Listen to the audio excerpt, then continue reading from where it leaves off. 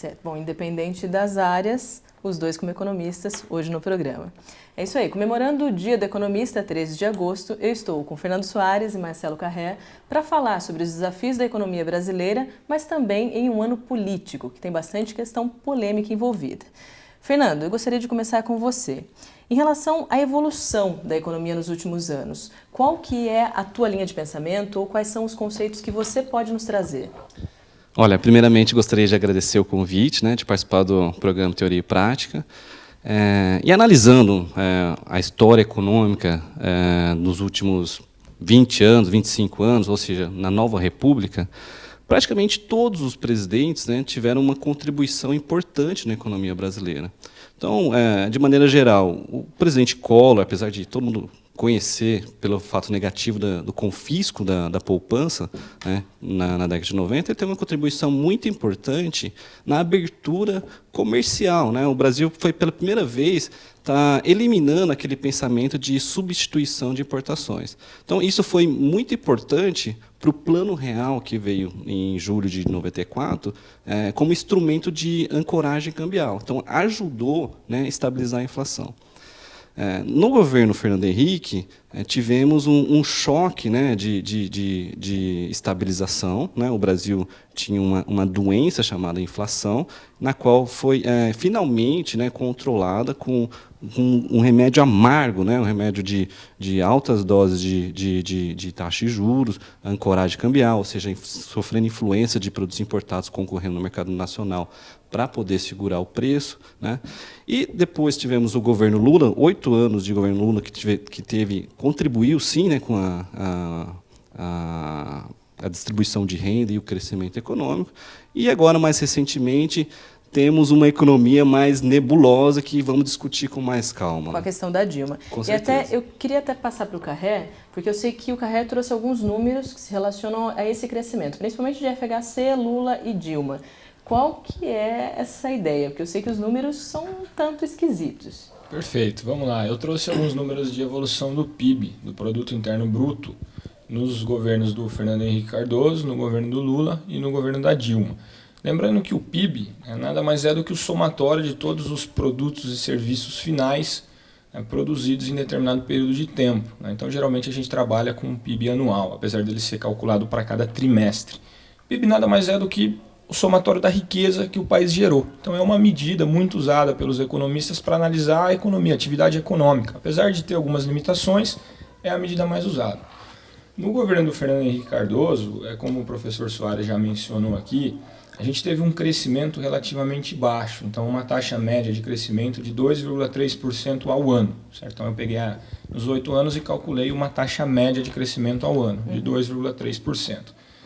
O professor Fernando já mencionou aqui quais foram os motivos. Então foi um período de estabilização econômica, um período no qual a gente tinha uma doença para ser tratada, que era a inflação, a hiperinflação, que a gente chegou a ter no final da década de 80. E para se tratar a inflação, muitas vezes é necessário enfraquecer demanda.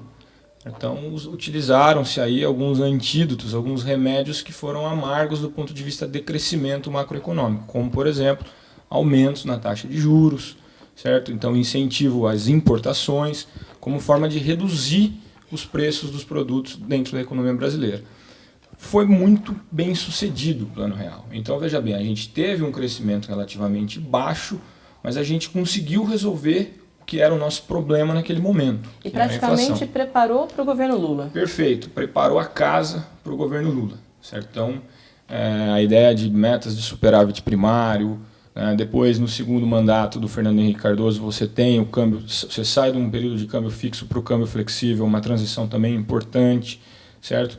A ideia de metas de inflação, utilizando-se a taxa Selic para que se controlasse a inflação, tudo isso preparou para que o Lula assumisse, e aí sim você pega a casa arrumada e num contexto internacional bastante favorável. Então, no governo Lula, esse crescimento, essa taxa média de crescimento sobe para aproximadamente 4%, ou seja, quase dobrou.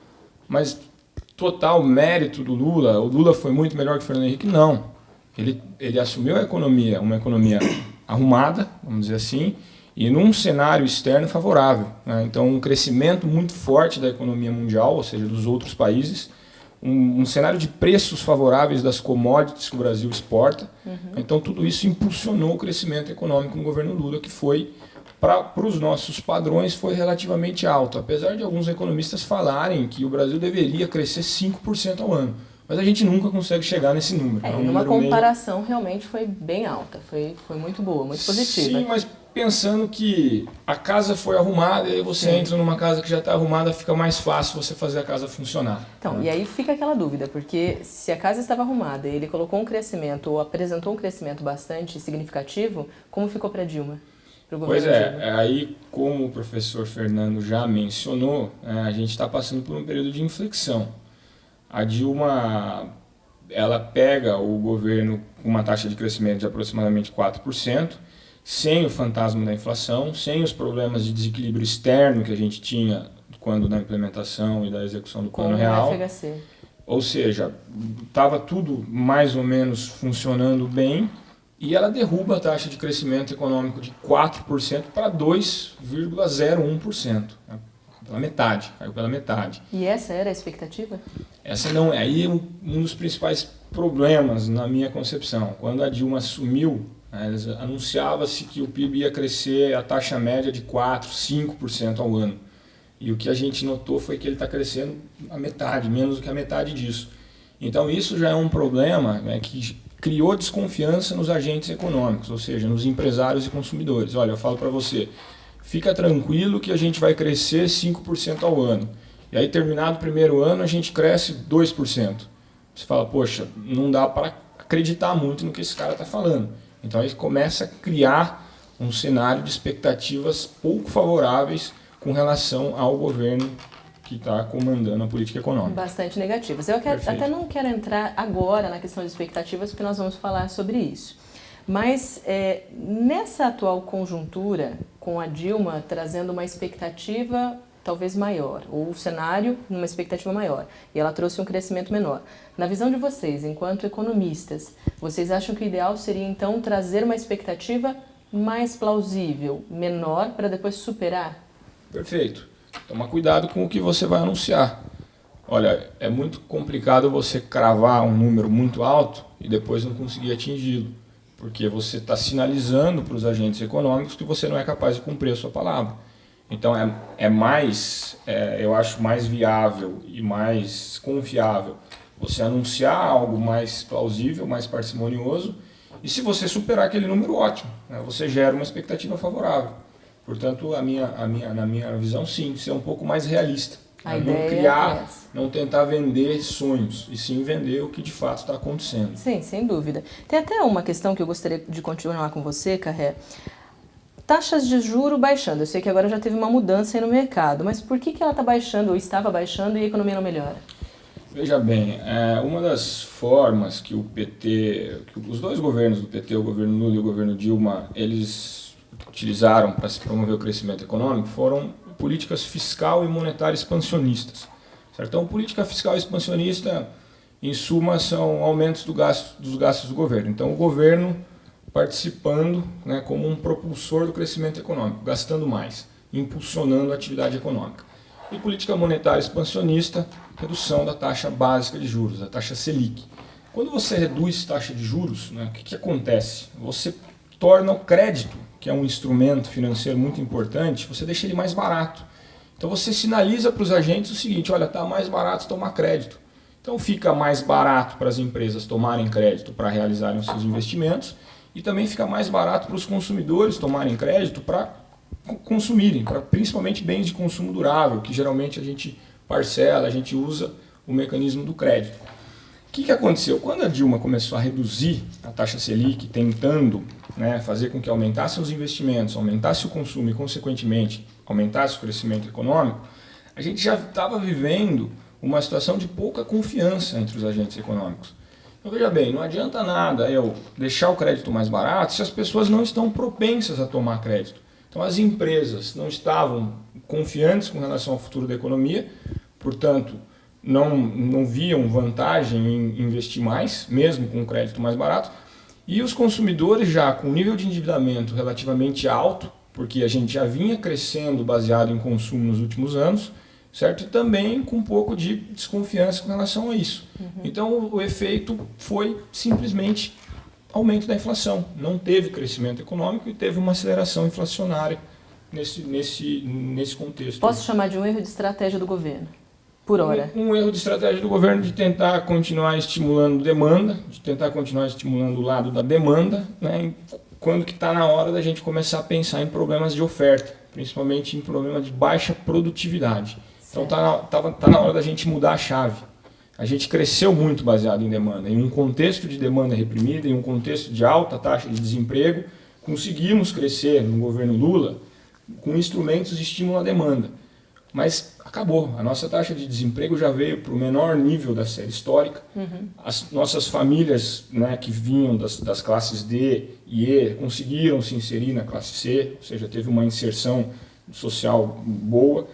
E eu já acabou, esgotou. Não dá mais, esgotou. Então agora eu tenho que pensar em oferta. Como dizem os economistas, está na hora de pensar no médio e no longo prazo, e não mais no curto prazo.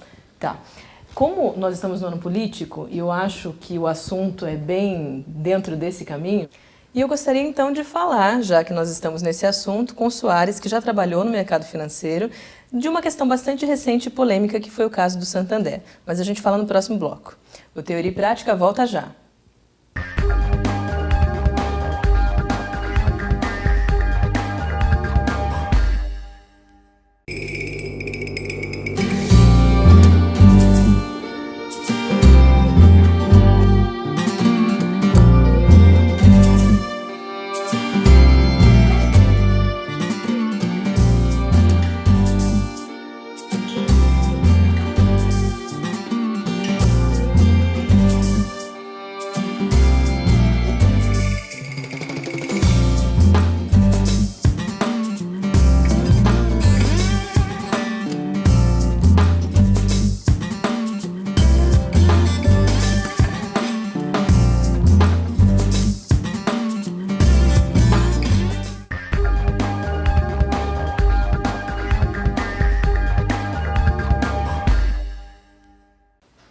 Bem, como é bastante recente e também polêmico o caso Santander. Soares, eu quero só contextualizar um pouco. Em 2011 nós tivemos a demissão do economista-chefe Alexandre Schwartzman, que foi demitido por uma discussão com o ex-presidente da Petrobras, onde ele falou sobre contabilidade criativa. Esse é um ponto. Agora, 2014, a demissão de 4 pessoas, entre elas uma superintendente, que era bastante conhecida, Sinara Policarpo, o Eduardo Corrêa, que é gerente comercial, e o analista que escreveu um texto falando sobre a Dilma, que se ela continuasse, né, na presidência, a economia ou o cenário econômico seria um pouco negativo.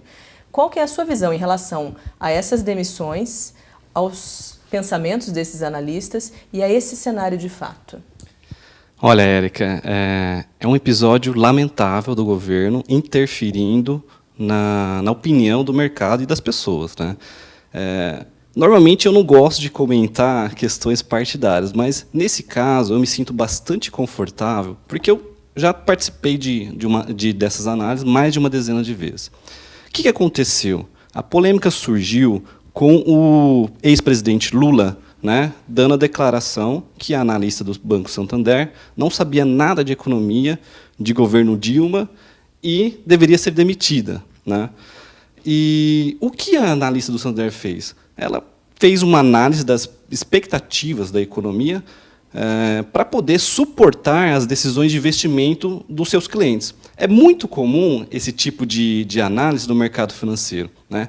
Porque o que importa para as decisões de investimento são as expectativas, né? O que aconteceu no passado já foi, agora o interessante é você tentar prever o que vai acontecer no futuro para poder antecipar as decisões.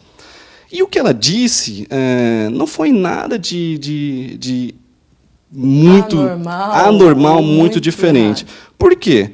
Vamos analisar brevemente o que está acontecendo na conjuntura econômica, né? Temos uma expectativa de crescimento abaixo, né, de 1% ao ano este ano, né? Ou seja, é natural as economias terem épocas que crescem mais e outras épocas que crescem menos. No entanto, o que é anormal é o país crescer muito menos do que os países similares, né? Então, está crescendo muito menos que a América Latina, está crescendo muito menos que os países emergentes, né? Que os BRICS, por exemplo. Então, isso é anormal. O Brasil não está surfando, né, na onda dos outros países. O segundo ponto foi que a inflação está descontrolada. A meta de inflação é 4,5% ao ano, com tolerância para mais 2 ou menos 2. Agora, aparentemente, o governo está considerando a meta de inflação como 6,5%, que já é o limite máximo, né? Então, temos um problema que pode comprometer todo, né, o sacrifício que a economia brasileira fez tempos atrás, né, no governo atual. Outro ponto, o Brasil também é uma das taxas de juros reais maiores do mundo, né? É um remédio necessário, né, mas, porém, muito amargo para a economia brasileira. E, por último, temos uma política fiscal totalmente ineficiente, né? Temos uma meta de superávit primário. O que é superávit primário? É a economia que o governo tem que fazer para pagar os juros da dívida, né? E quando ele não faz isso, a dívida aumenta, os riscos da economia crescem, os investidores não se sentem confortáveis para poder investir. Então, assim, política fiscal inadequada, política monetária com remédio amargo, baixo crescimento econômico e pressões inflacionárias. Então, existe um contexto perverso na economia brasileira, né? E essa análise que a analista do Banco Santander fez é esmagadora maioria do mercado financeiro. Para você ter uma ideia de quão é verdade isso, surgiu uma outra polêmica recentemente, que foi o do Banco Fator. O Banco Fator está acusando, né, o Banco Santander de plágio da análise que foi feita com pessimismo em relação à reeleição da presidenta Dilma. Ou seja, os dois tinham a mesma visão. Exatamente. E não foi só o Banco Fator, o Banco Santander, o Deutsche Bank, que é um dos maiores bancos do mundo, né, o banco alemão, também segue a mesma linha. Ou seja, as expectativas da economia não são boas, né? Agora, o pior do que isso, né, o governo, na figura do presidente Lula, interferindo, né, na opinião das pessoas, é o Banco Santander acatar, né, a declaração do presidente e demitir 4 funcionários. Sem dúvida. E até eu acho que é interessante para a gente trazer, que é dentro do mesmo assunto, o PT ele protocolou uma representação contra a consultoria Empíricos, que é do Felipe Miranda, contra a Empíricos, contra a Google e contra o Aécio, dizendo, na verdade, que eles estavam todos juntos. Já caiu por terra isso, mas o Felipe ele deu uma declaração dizendo que ele é pago pelos clientes para dizer o que ele pensa, enquanto economista. E é lógico, foi um tiro que saiu pela culatra em relação ao próprio PT, porque dobrou a quantidade de investidores na Empíricos. É difícil para você, enquanto economista, olhar para esse cenário hoje e ver que talvez uma decisão, uma análise feita real possa ser modificada por uma questão política?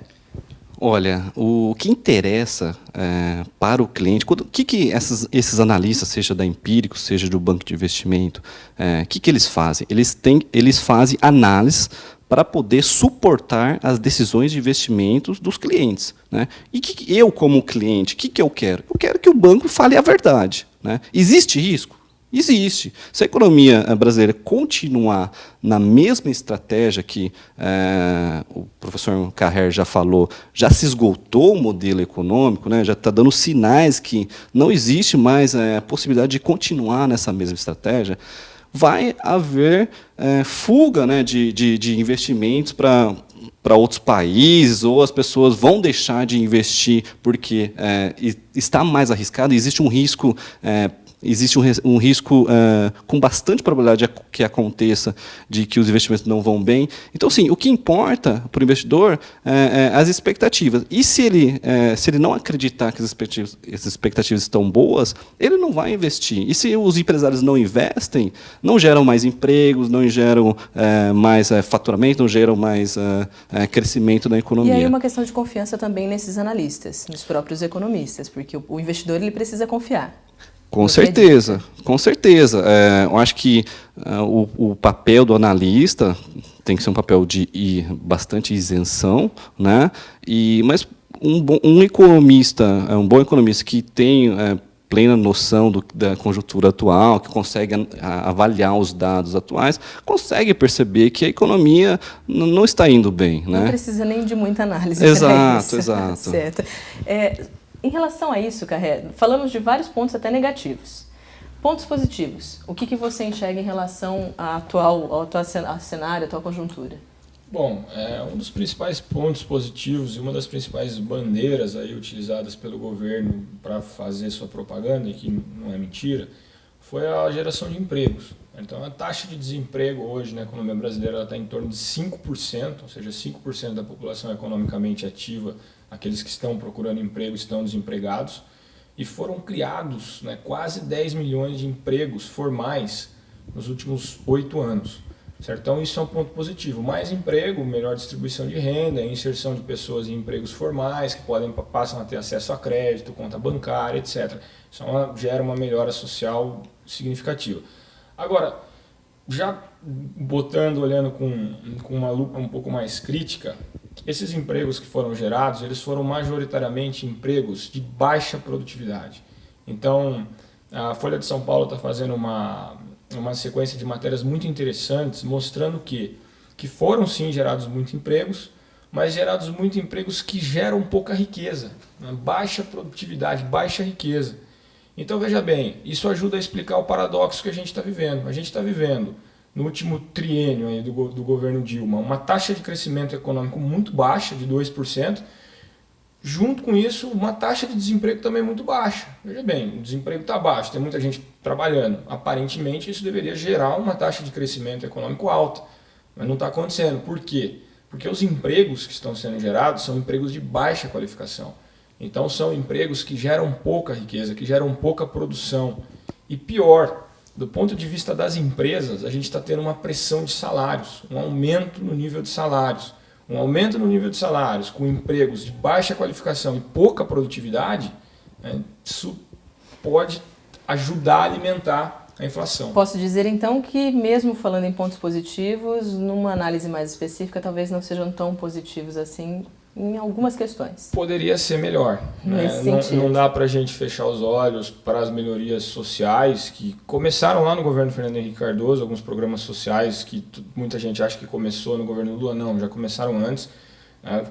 Teve uma continuidade, talvez até um aumento na atenção dada a esses programas, e junto com esses programas a inserção de milhões de trabalhadores no mercado formal de trabalho. Mesmo assim, isso não tem como dizer que é ruim. Sim. Porém, poderia ser muito melhor. Se a gente gerasse empregos com maior qualificação, se a gente tivesse mão de obra mais bem qualificada e se os nossos trabalhadores produzissem mais do que produzem, ou seja, gerassem mais riqueza. Certo. Até, assim, para a gente encerrar, a questão de desafios e expectativas. Desafios para o próximo presidente e as expectativas também que nós podemos ter. Eu gostaria de saber, resumidamente, de cada um. Soares, o que você nos diz? Olha, tem um mundo ideal, né? E o mundo que dá para fazer, né? Então, o mundo ideal, que é um mundo que vários governos já tentaram fazer, é fazer a reforma tributária, desonerar a carga tributária nas empresas, facilitar a arrecadação de impostos, né? Se você perceber, nas empresas, né, o tanto de funcionários que tem só para calcular os impostos que a empresa tem que pagar é talvez 10, 15 vezes maior do que qualquer outra empresa do mundo. Então, vários governos tentaram fazer a reforma tributária e não conseguiram. Está certo, é um problema, uma reforma polêmica, mas que esse seria um mundo ideal. Outra reforma bastante importante seria a reforma política, né? O que é a reforma política? Tem muitos partidos, se eu não me engano, 22 partidos no Congresso. E eles, né, apesar não são importantes para a discussão das decisões econômicas do país, mas só que eles travam, né, as aprovações que o governo necessita fazer para poder avançar a economia. Então, essas duas seriam o mundo ideal, reforma tributária e reforma política. E o que dá para fazer? Olha, o que dá para fazer como desafio para o próximo governo voltar com o comprometimento do tripé macroeconômico, né? Se comprometer a cumprir as metas de inflação, né? Que hoje é 4,5%, não 6,5%, para que os empresários possam ter uma melhor perspectiva, né, sobre o futuro da economia, continuar com a taxa flutuante e também o superávit primário, que é a economia que o governo precisa fazer para poder pagar, né, os juros da dívida, fazer com que os investidores estrangeiros não tenham receio de investir dentro do Brasil em um possível calote. E essa é uma questão bastante importante se a gente olhar para o nosso vizinho aqui, a Argentina, que está tendo problema com dívida pública, né? E, por último, é questão de aumento de investimentos, né? Trocar a estratégia de incentivar o consumo por meio de crédito e transferências por investimentos em infraestrutura, aumento de logística, fazer logística hidroviária, novos portos, enfim, aumentar, trocar essa questão do consumo por investimentos, né? Certo. Carré, na sua opinião, desafios e expectativas? Bom, eu vou colocar algo que eu acho que já passou do tempo da gente fazer, né, que são algumas reformas estruturais. Então, continuando o que o Fernando colocou aqui, é mudar mesmo o foco de demanda, de consumo para a produção, criar bases para a gente conseguir crescer no futuro, ou seja, aumentar a nossa estrutura de oferta. E nesse contexto, eu acho que tem duas reformas que são fundamentais. A primeira reforma, que vai afetar diretamente na produtividade da mão de obra do nosso país, que é baixa, é a reforma educacional. E quando eu falo em reforma educacional, não estou falando em ensino superior, e sim em ensino básico. O nosso ensino básico é muito ruim, é muito fraco.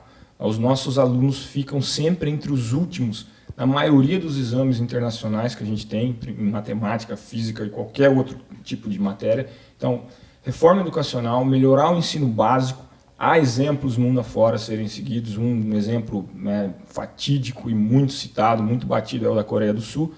E a segunda reforma é uma reforma institucional. As instituições no Brasil, né, as instituições que criam as leis, as regras, elas são extremamente ineficientes, certo? E no mundo no qual as instituições são ineficientes, os empresários, eles têm receio de investir.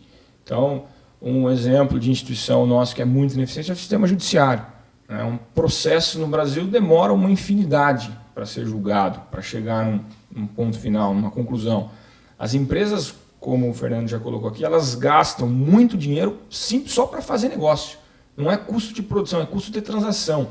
Custo de funcionário que fica ali só para calcular tributo. Isso é um absurdo.